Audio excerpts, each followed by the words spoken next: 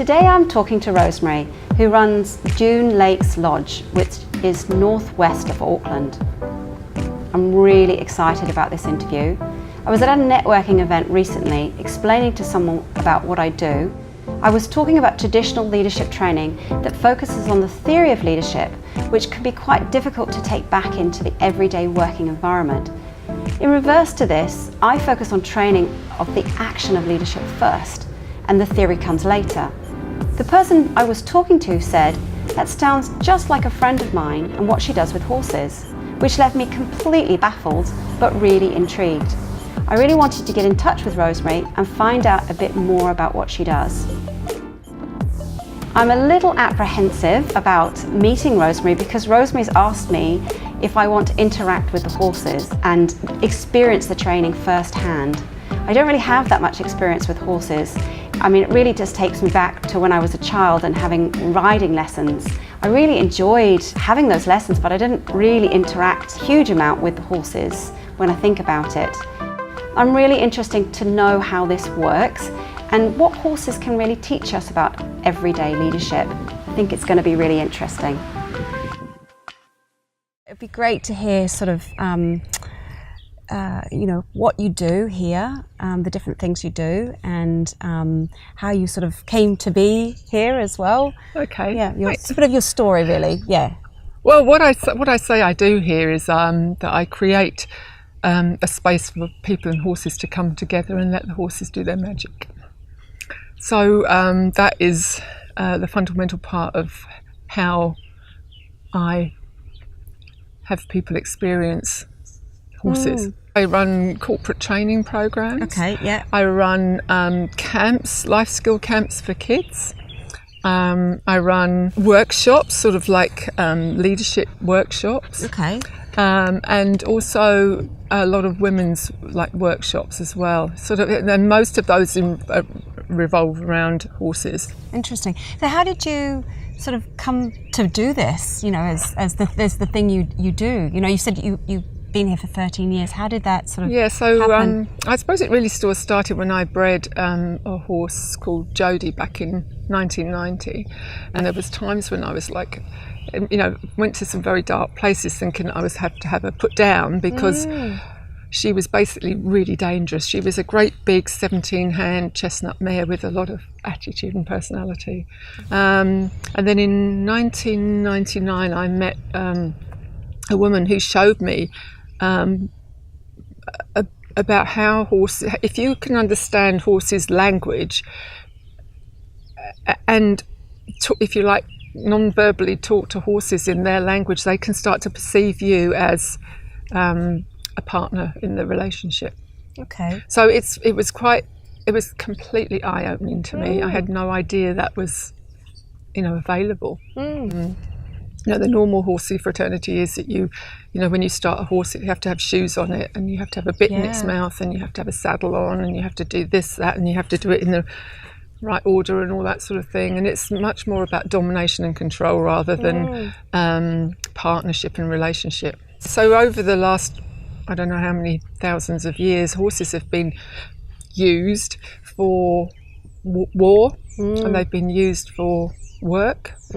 And what's happened there is that the way to have people do that is really about domination and control. We've come from a very patriarchal society where that is very prevalent, and it's extraordinarily obvious when you see how horses have been treated over those last thousands of years. I mean, bits and shoes are really detrimental to horses' well-being. Okay. You've only got to think about what that would be like. Yeah. So for the last nearly 30 years, I've been riding in just a halter and rope. Okay. And more recently, I'm now, if anybody wants to come to me to learn to ride, the sole intention of that is that they ride with their energy, with nothing on the horse's head. Okay. So it's about building a communication with them and a partnership with them first, so that they then can actually learn to communicate with the horse on that level. So it's about using your focus, your energy, your intention. and that's transmitted to the horse. It's amazing. I mean, that's such a lovely parallel to leadership. I mean, it really is. And this, that idea of, dominance and submissiveness, and you can lead that, or you can manage people. I wouldn't say leadership, but you can manage people that way. But it's really, that parallels to not coercing someone to do something, but influencing someone. Exactly. Influence is a great word. Yep. That's the word I use, and inviting as well. Inviting and influencing. What we can learn from horses is how to take leadership to the next level, which is in a non-predatory way. Yes.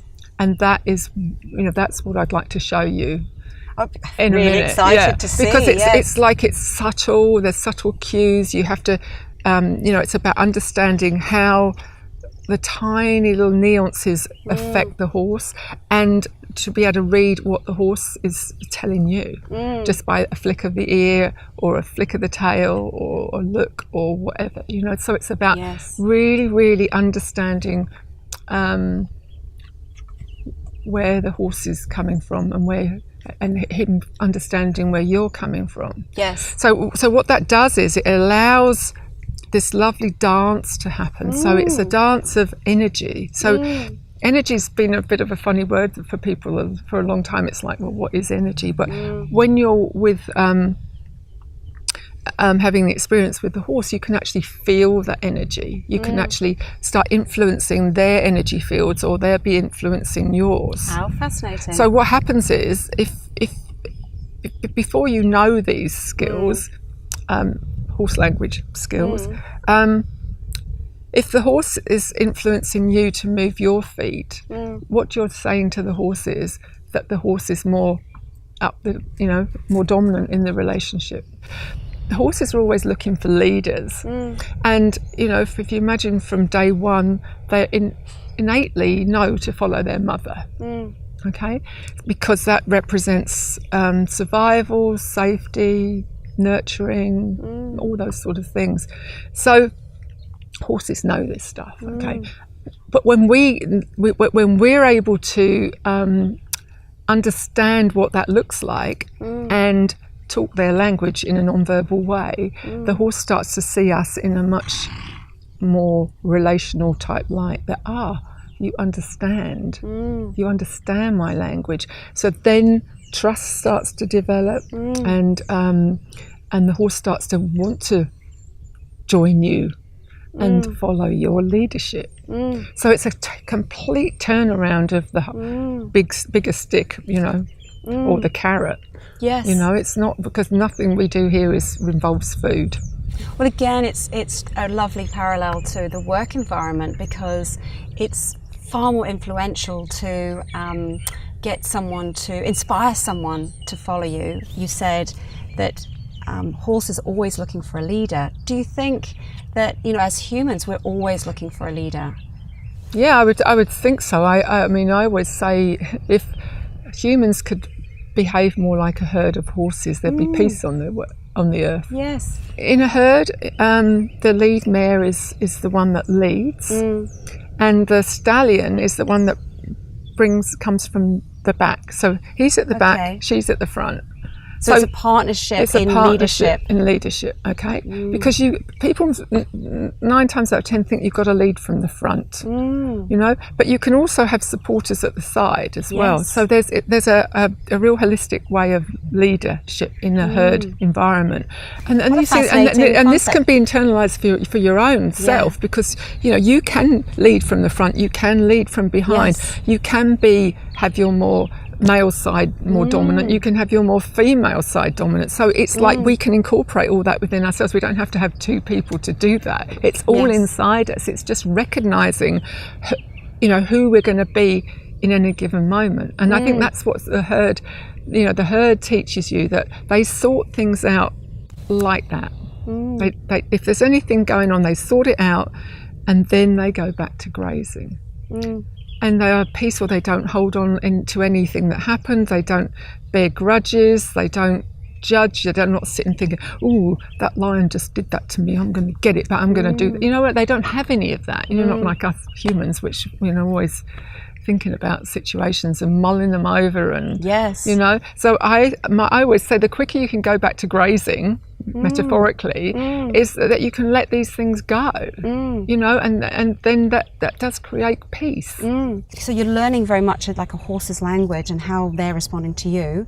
But would you say before you need to do that, you need to be able to understand your own language and what's going on for yourself in order to be able to understand and influence someone else or the horse? Or how does that work? Or how did that journey work for you? So, I mean, one of the good ways to ascertain that is to, I ask people about their energy levels on a scale of 1 to 10. Yeah. Because everyone's going to feel differently when I ask them to do something. Yes. They're going to feel, some are going to feel, oh yeah, this is cool. And some are going to feel, oh my goodness, this is I feel a bit anxious about doing that, Yes. So it's really good to gauge where you are on that energy from. So like 1 would be you're really calm, and like 9 or 10 be you'd almost want to leave. Yes. Because you're so anxious. Yes. Or you shut down, or it's the sort of the stress response, fight, isn't it? flight response. Yeah. So, and it's all okay. It's all okay. And it doesn't matter where you are on that spectrum. It's okay, because once you understand and gain the skills of learning this nonverbal communication, it gives you so much confidence. And the more confidence you get in your ability, the more the horse gets confidence in you. So it's like, then that's the same with people, isn't it? Yep, absolutely. The more confidence you can, this is what we're going to do, be confident about it, then people go, oh, he knows what they're talking about. Yeah, maybe I'll listen, or maybe I'll follow. Yes. Yeah, and once people get how to do that with a horse, they can use those skills out there in the workplace. It's incredible how linked they are. Yeah, definitely. So is it, it's sort of learning to be with, like you sort of mentioned, sort of learning to be a different way.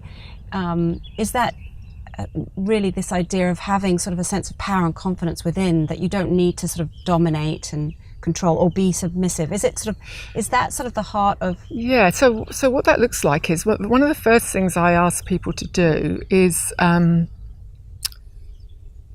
their space. So what I normally give them is a tail. I give them a rope, because we don't have tails. Horses have tails. Oh, how fascinating! Right. So, and horses communicate a lot with their tails. Yes. So one of the exercises that I invite people to do is to, just to walk round and own their space. Because very often when we walk round, we look down, we're not sure where we're going in it, and that speaks volumes to a horse. It speaks volumes to other people. Yes. So the first thing is about owning your space, looking up, getting in touch with your body, finding out, what's happening for you inside, sort of thing, and then owning it. And then you can, so, and if it feels better for you to do it, you can actually swing the rope around your energy field, because we've all got energy fields. I mean, one personal energy field is about, if you swing your arms around like that, and you think where we're sitting, we're not sitting. I mean, this is about the perfect way to sit, because your energy bubbles here and mine's here. Yep. And there's a lot happening here, apart from what's happening here. Absolutely. Okay. Yes. And this is what you get. Understanding what's happening here on a energetic level is what you can experience, which almost becomes tangible when you do this with a horse. And the horse won't judge you, and it doesn't, it's just, it gives you instant feedback. I mean, there's a great book called The Other 90%, and it talks about how we, it's not just our brain that we think with. We've got a gut, and our heart and our gut.